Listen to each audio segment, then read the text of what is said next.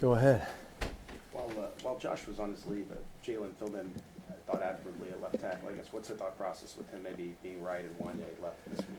Yeah, just as we go through that process with these players and where they're at for us, there's a little bit of a process between Coach Reed, Coach Heck, where the guys are. So we all talk through that, and we end up making a decision on how that goes and with the guys. And then we leave it at that. And wherever it is, we want those guys to go out and do everything they can to trust their fundamentals and technique. Obviously, we're seeing a great pass rush. That's not telling anybody anything we don't know. So we got to find ways to be able to, in any way possible, give our guys the best advantage, in when they play. Is that prioritizing one position where they both feel comfortable who you're playing against? Like what goes into No, I wouldn't say it's who you're playing against as much as just the discussion of what's best for those guys, where they're comfortable, and then in the end, whatever decision is made, you got to go with it, and you can't look back on it. It looked like John Hussey said something on the sideline at OPI. What did he tell you guys? Yeah, that was it was on that 3rd and 6 play, and that's a we talked about it this week. It's a difficult one.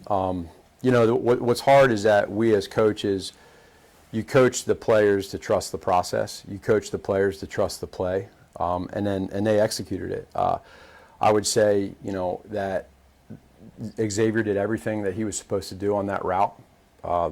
What they were in coverage-wise was set up for the play, and unfortunately, it didn't go our way. So it's a tough one because Monday through Friday we put in some time in trying to tell the guys why we want to run a play and how to do it, and then when you do it, there's a little bit of trust equity that you build up that maybe gets dinged a little bit as a coach when that happens. So I think that's what's real. And so there can be frustration. By no means did that affect the win or loss, of what happened in the game. But those guys did what we asked them to do on that play. It was a penalty. They called a penalty.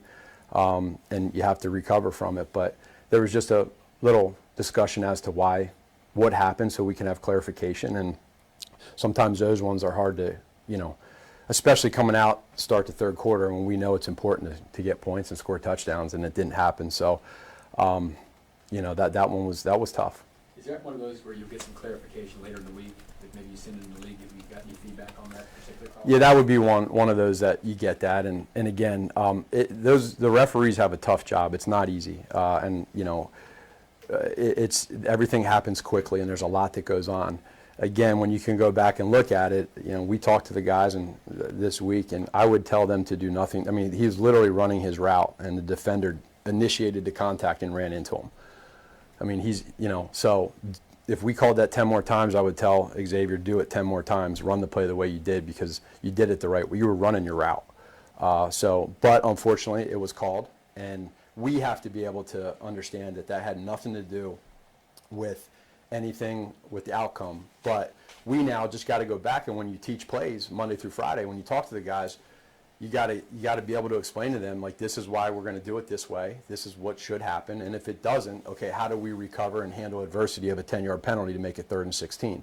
And the guys have been great with that. So that's what we got to do, and that's what we will do. When he was asked about this Texans game, Pat said, he emphasized running the football, getting the ball out fast. I guess just considering some of the missing players along the protection. Sure. How much does this game plan, I guess without saying too much, need to? Sure. Yeah. Again, the very first thing that you notice when you watch this Texans defense, you see them on TV or you watch them like we do in the cut-ups that we have, is they're super relentless. The edge pressure that they have, they don't have to bring much pressure.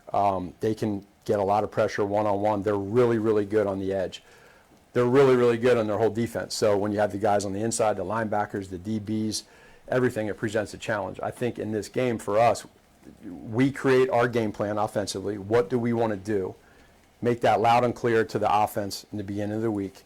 And then we got to execute it and know what kind of game this is going to be. It's probably not going to be a real pretty game, and that's okay. This team doesn't allow many points. So when you go into it, the goal is to score as many as you can, but what's real and how you're going to do it. And I think the team messaging, the offensive messaging from us is just do what you're supposed to do, coach how we're supposed to coach. And we have a lot of trust in our guys, and I think a lot of confidence, but we have a lot of respect because they're a good football team and they're very well coached.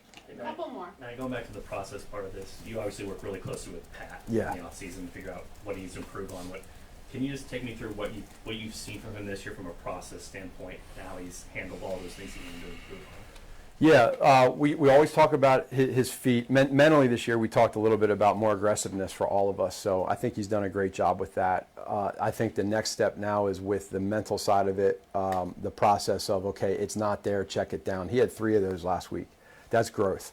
When you have 3 plays where it's okay, it's not there, they didn't give it to us, check it down to the back, check it down to the tight end, make it 2nd and 3 instead of 2nd and 10, that's growth.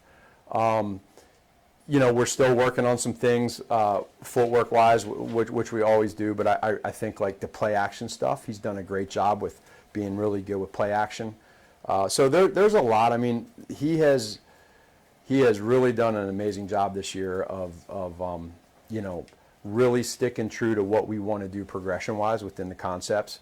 And then he's the most competitive human being I've ever been around. So like you get in a game like last week, you know, we get that touchdown at the end of the game, and he was ready to roll and go down there and win the game, and that's just who he is. So I like where he's at, and again, I think mindset-wise for us as a team and an offense, I know internally is looking forward to this weekend, and he's a leader that's going to lead us, and that's one of his greatest strengths. Regarding the run, Yeah, go ahead.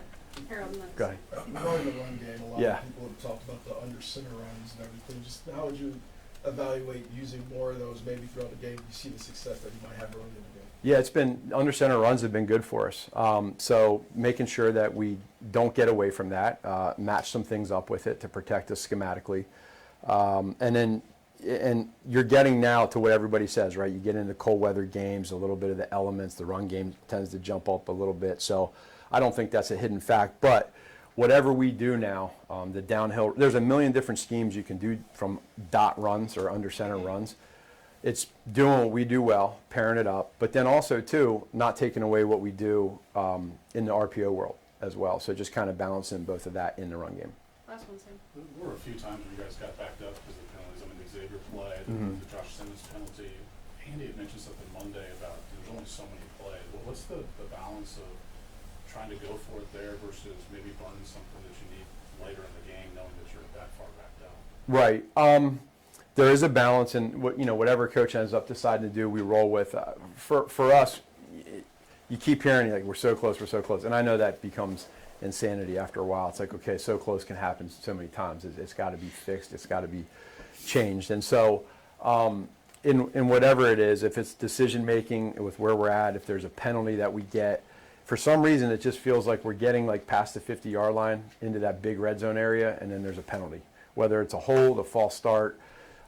Something that's unfortunate. So you, as a coach, you really try to dig in and say, why is that? What are we doing? It keeps happening. So we touch on it. We make sure the guys understand it. And then, decision making on what you do within the play scheme, go for it, not go for it, 4th down.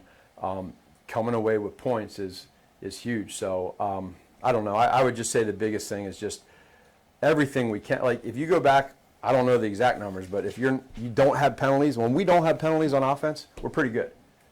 We're pretty good. So whatever it is, like we stop with the penalties, and again, the ones that you can do, that are, I guess, controllable, stop them. If they're not controllable, keep doing what you do, and we'll deal with that. Thank you, Coach. Yep, thank you.